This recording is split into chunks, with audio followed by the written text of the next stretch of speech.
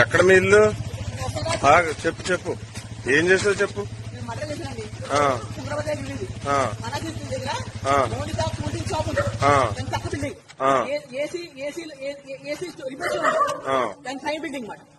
మనుషులు ఏం మాట్లాడుకుని ప్రతి విషయం తెలిసిపోతుంది వాటికి.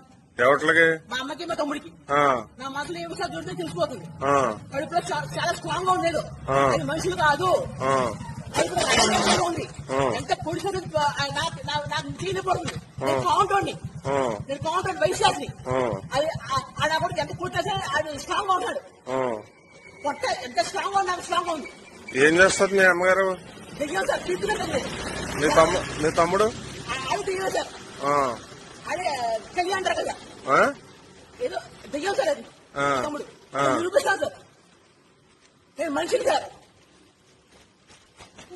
చంపేసావు ఇద్దరినే? చంపేశాను, బతుకుతానం భయాసం సార్.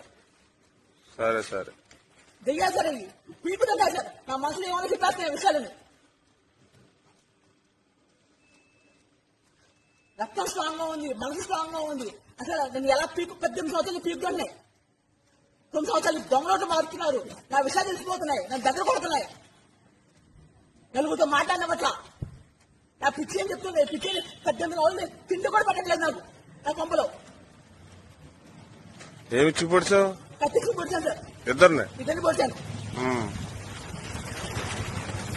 పోస్ట్ పట్టడం లేదు సార్, అవి మనుషులు కాదు సార్.